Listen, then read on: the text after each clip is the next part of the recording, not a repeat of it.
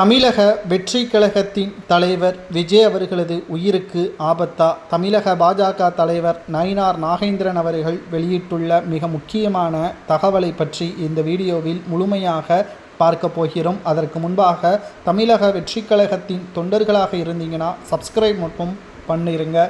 தமிழக வெற்றி கழகத்தின் தலைவர் விஜய் அவர்கள் கடந்த சில வாரங்களுக்கு முன்பாக கரூரில் பிரச்சாரத்தை தொடங்கி நடத்தி வந்தார்.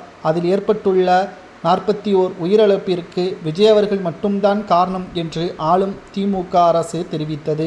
மேலும் வழக்கும் தொடரப்பட்டு விசாரணையும் நடத்தப்பட்டு வரக்கூடிய நிலையில் பிற கட்சிகளும் திமுகவின் நிர்வாகிகளும் ஏன் இன்று வரை விஜய் அவர்கள் பாதிக்கப்பட்ட குடும்பத்திற்கு நேரடியாக செல்லவில்லை, துக்கம் விசாரிக்கவில்லை என்று பல்வேறு தகவல்களையும் தெரிவித்து வருகிறார்கள். ஆனால் விஜய் அவர்கள் கரூருக்கு செல்வதற்கு காவல்துறையிடம் அனுமதி கேட்டு பாதுகாப்பு கேட்கக்கூடிய வகையிலான முயற்சியும் எடுக்கப்பட்டுள்ளது.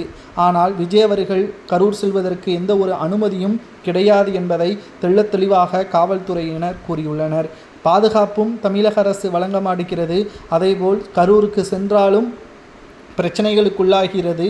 காவல்துறை தான், தமிழக அரசு தான் விஜய் அவர்களுக்கு பாதுகாப்பா என்று கேட்டால் விஜய் அவர்களுக்கு பாதுகாப்பு தேவையில்லை. அவரை பார்க்க வேண்டும் என்று வரக்கூடிய ரசிகர்களுக்குத்தான் பாதுகாப்பை தவிர விஜய் அவர்கள் என்றைக்குமே பாதுகாப்பு வேண்டும் என்று அவர் கூறவில்லை. ஏனென்றால் அவர் எங்கு வேண்டுமானாலும் செல்லலாம், எப்போ வேண்டுமானாலும் எங்கு வேண்டுமானாலும் செல்லலாம். இது ஜனநாயக நாடு, அனைவருக்கும் சுதந்திரம் இருக்கிறது. ஆனால் ஒருவரால் மற்றவருக்கு பிரச்சனை வரக்கூடிய ஒரு சூழல் ஏற்படும் பொழுது அந்த நபருக்கு பாதுகாப்பு தேவையா அல்லது மக்களுக்கு பாதுகாப்பு தேவையா என்பதை தான் நாம் கவனமாக கேட்க வேண்டும். தற்பொழுது விஜய் அவர்கள் ஒரு இடத்திற்கு செல்கிறார் என்றால் அந்த இடத்திற்கு ஒட்டுமொத்த தமிழக மக்களும் ரசிகர்களும் தொண்டர்களும் அவரை பார்ப்பதற்காக அங்கு ஒன்று கூடுவார்கள். இதனால் அசம்பாவிதங்கள் ஏற்படக்கூடும் என்பதற்காகத்தான் காவல்துறையிடம் அனுமதி கேட்டுள்ளார் விஜய் அவர்கள்.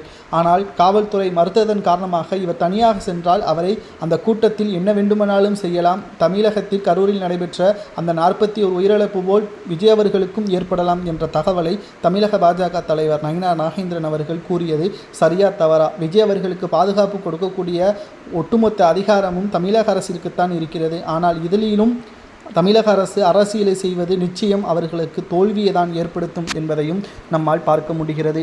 2026 சட்டசபை தேர்தலில் நிச்சயமாக திமுக மிகப்பெரிய ஒரு தோல்வியை பெறும்.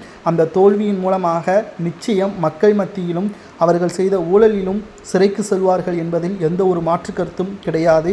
விஜய் அவர்களுக்கு ஆபத்து என்று நயினார் நாகேந்திரன் கூறுவது சரியா தவறா என்பதை தாவேகாவின் உண்மையான தொண்டர்கள் கமெண்ட் வாயிலாக கூறுங்கள். இது போன்ற செய்திகளை தெரிந்து கொள்ள சப்ஸ்கிரைப் மட்டும் பண்ணிருங்க.